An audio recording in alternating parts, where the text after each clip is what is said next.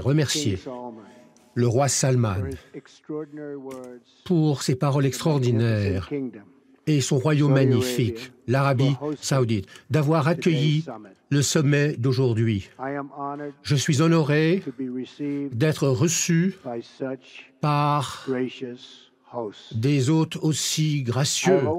J'ai toujours entendu parler de la splendeur de votre pays et de l'amabilité de vos citoyens, mais les paroles ne peuvent pas refléter la grandeur de ce lieu remarquable et de l'hospitalité incroyable que vous nous avez accordée dès l'instant où nous sommes arrivés.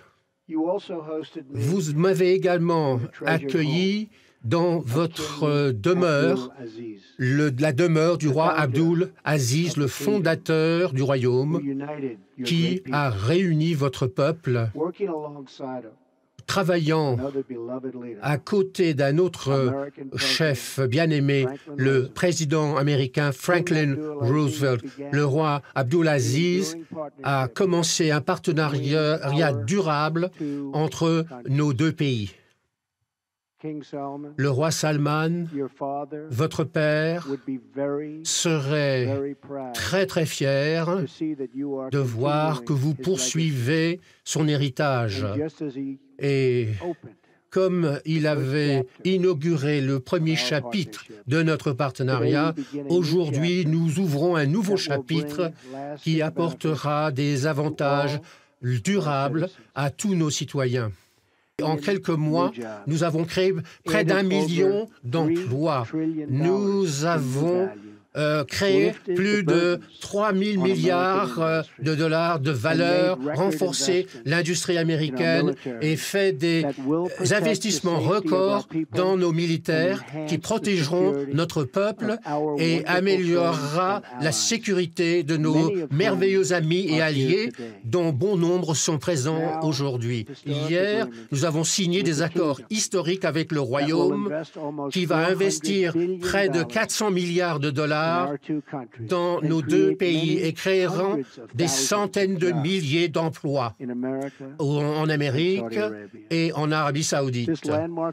Cet accord comprend l'annonce d'un investissement, de la création de l'achat de 110 milliards de commandes militaires. Et nous allons essayer, nos amis saoudiens, de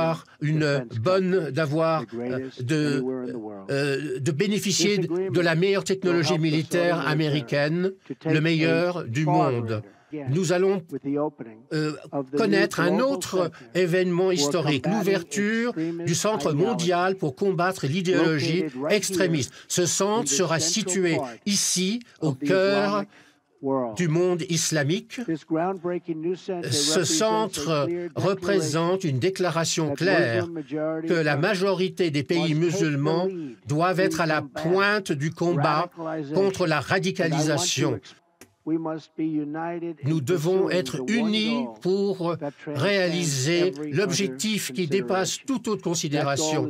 Cet objectif, c'est de relever le test de l'histoire, conquérir l'extrémisme, vaincre les forces que le terrorisme accompagne chaque fois. Avec l'aide de Dieu, ce sommet marquera le début de la fin de ceux qui pratiquent la terreur et qui propagent ces idées viles. Nous prions que cette conférence qu'on se souviendra de cette conférence comme le début de la paix au Moyen-Orient et peut-être même la paix dans le monde entier à cause de cette vague de violence fanatique. C'est une tragédie de proportions épiques. Le véritable prix de Al-Qaïda, de Hezbollah, de Hamas et tant d'autres. Il ne peut pas y avoir de tolérance, aucune exception, aucune excuse, et on ne peut pas l'ignorer. Chaque fois qu'un terroriste tue un innocent et invoque faussement le nom de Dieu, c'est une insulte à chaque personne qui a la foi. Il ne s'agit pas d'une bataille entre différentes foi, entre différents sectes ou différentes civilisations. Il s'agit d'une bataille entre les criminels barbares qui veulent oblitérer la vie humaine et des gens décents au nom de la religion. Des gens qui veulent protéger la vie et qui veulent protéger leur religion. C'est une bataille entre le bien et le mal.